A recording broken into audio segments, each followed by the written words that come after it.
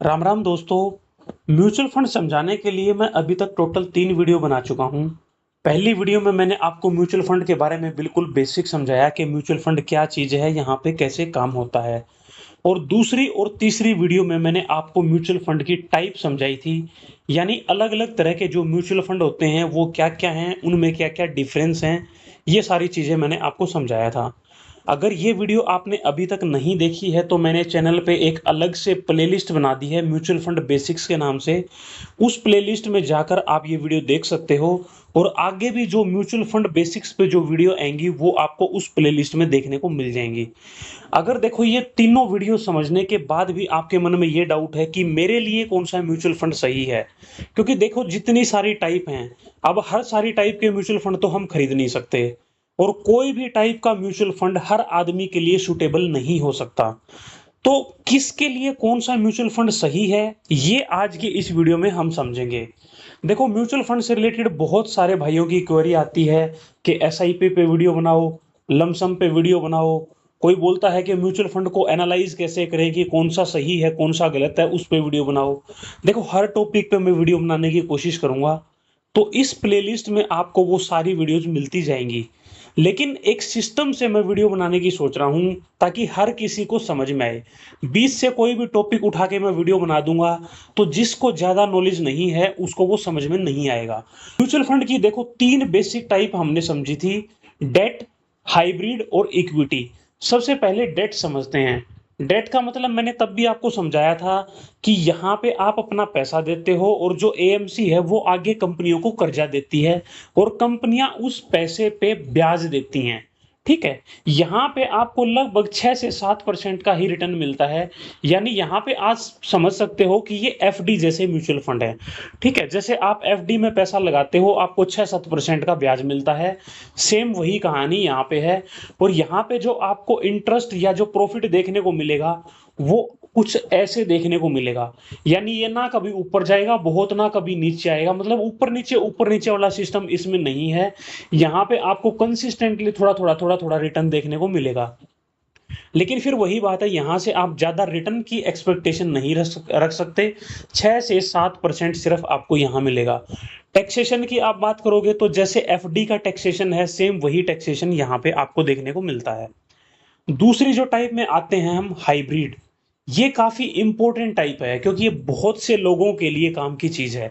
Hybrid में मैंने आपको समझाया था जहाँ पे इक्विटी प्लस डेट दोनों जगह ही आपके पैसे की इन्वेस्टमेंट होती है।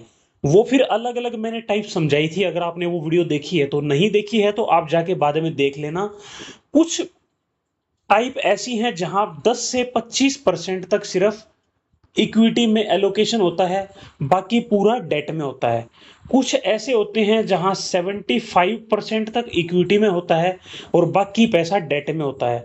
यानी जो पहली टाइप है हाइब्रिड में, यहाँ पे आपका रिस्क बहुत कम है, ठीक है? यहाँ पे क्या है, टोटल 10 से 25% पैसा आपका सिर्फ इक्विटी में है, बाकी पैसा कहाँ है? डेट में है।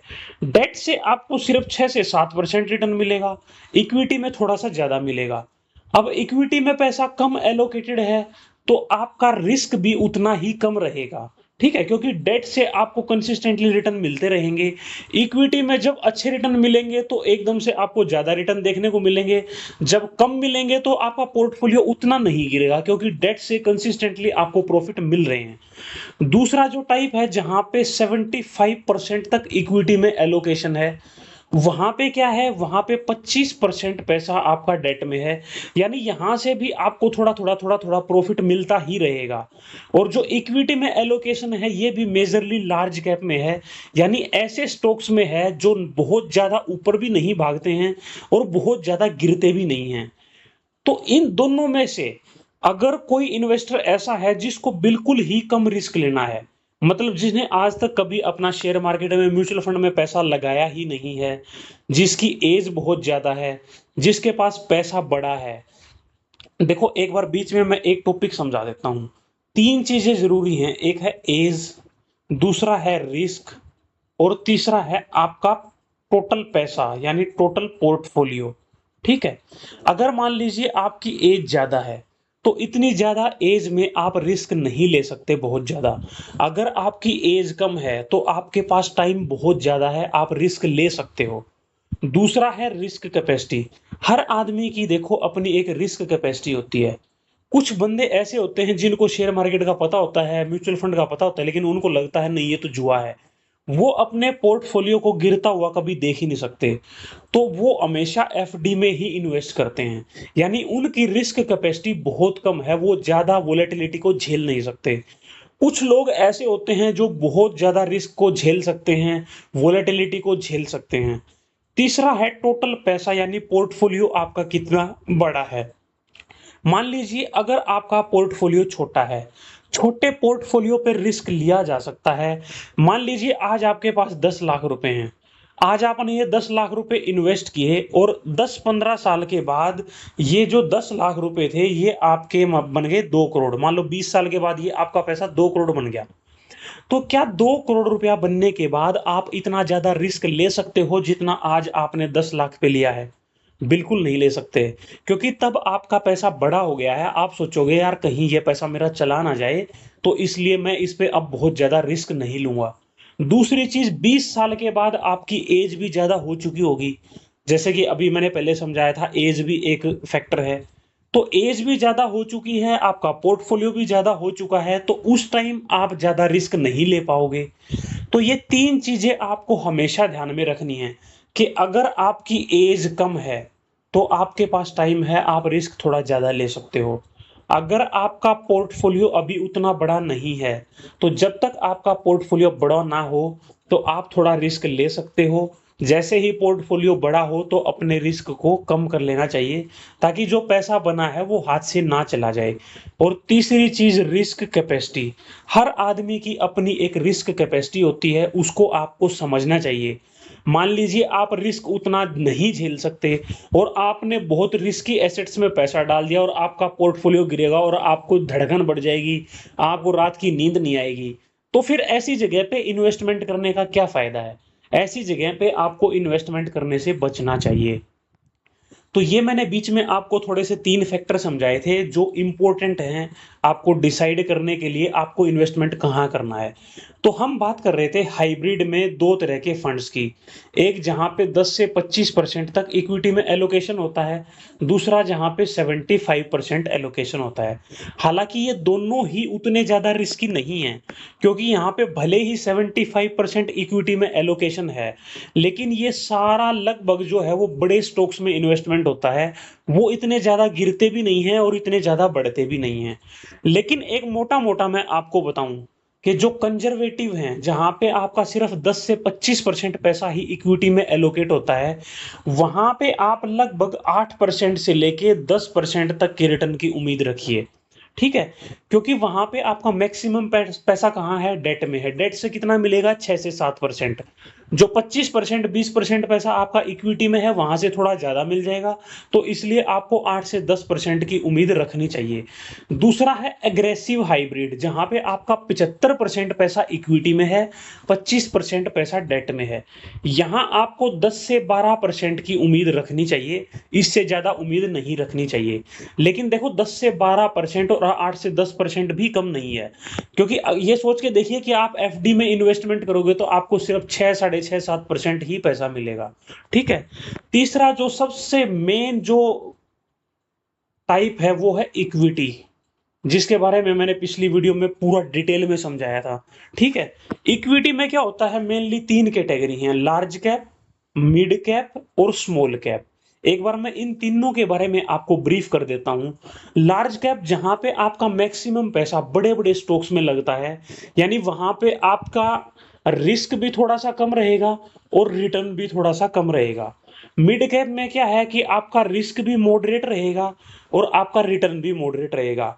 स्मॉल कैप में आपका रिस्क भी बड़ा हाई रहेगा और रिटर्न भी आपको ज़्यादा मिलने के चांसेस हैं। अब समझते हैं कि आप इन्वेस्टमेंट कर रहे हैं इन अगर कैटेगरीज में, तो आपको कितने रिटर्न की उम्मीद रखनी चाहिए, लार्ज कैप या इंडेक्स फंड। इंडेक्स फंड क्या होते हैं, जैसे मैंने आपको बताया था निफ्टी 50 या निफ्टी 100, जो लार्ज कैप के इंडेक्स हैं उनकी मैं यहाँ पे बात कर रहा हूँ। लार्ज कैप के एक्टिव फंड या इंडेक्स दोनों में ही अगर आप इन्वेस्टमेंट कर रहे हो तो आपको 12 से 13% से ज़्यादा रिटर्न की उम्मीद नहीं करनी चाहिए। हिस्टोरिकली आप देखोगे तो निफ्टी 50 और सेंसेक्स ने 12 से 13% का रिटर्न दिया है।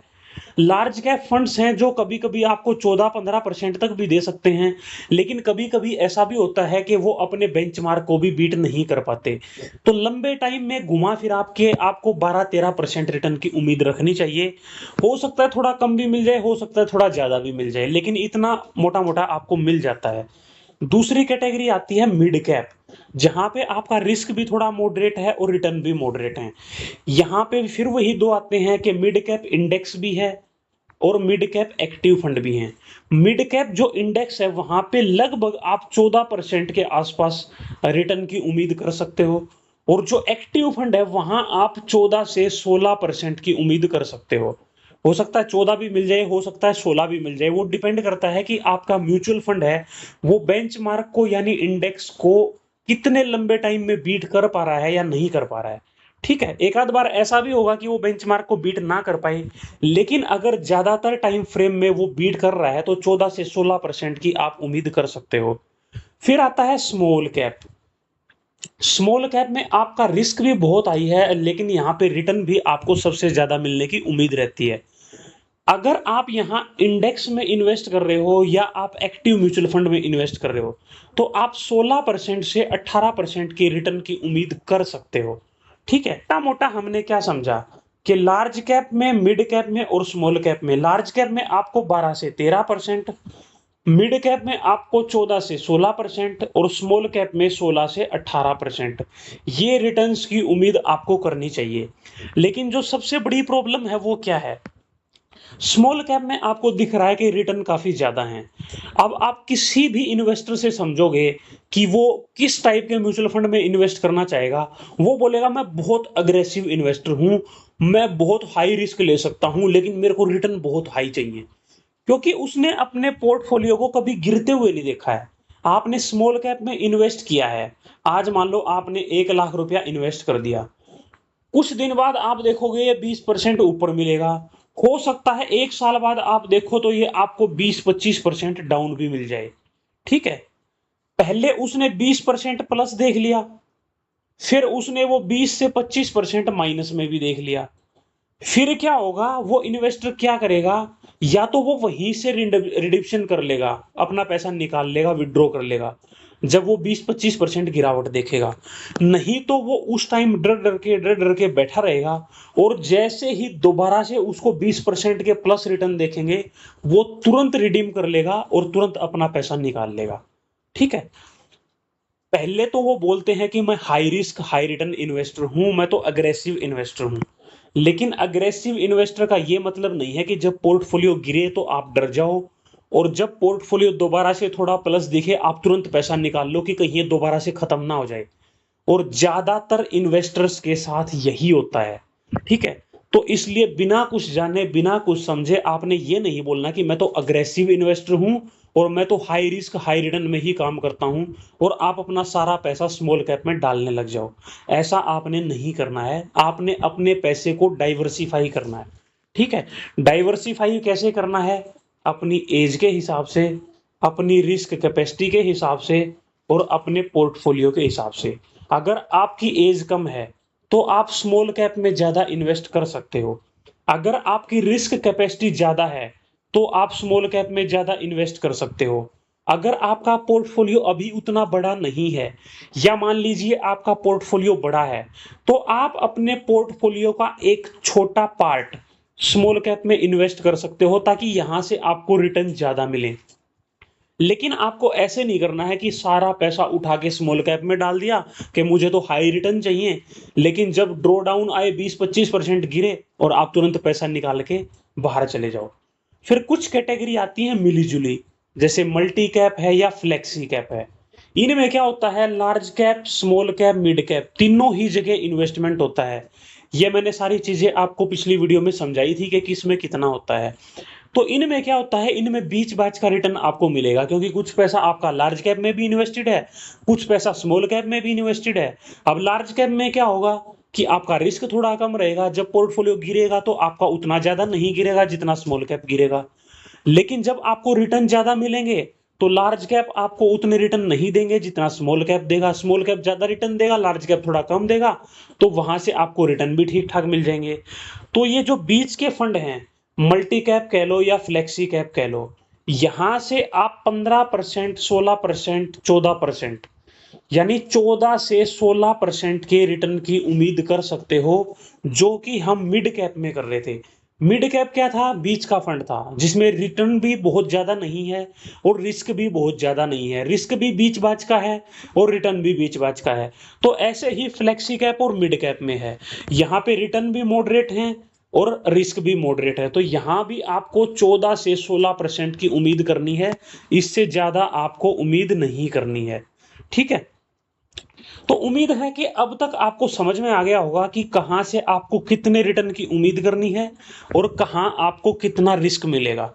ठीक है? मैंने इसमें पर्टिकुलरली आपको कोई फंड नहीं बताए हैं कि इस कैटेगरी में मान लो स्मॉल कैप में आपको कौन-सा फंड लेना चाहिए या लार्ज कैप में कौन-सा फंड लेना चाहिए, इंडेक्स में कौन-सा फंड लेना चाहिए।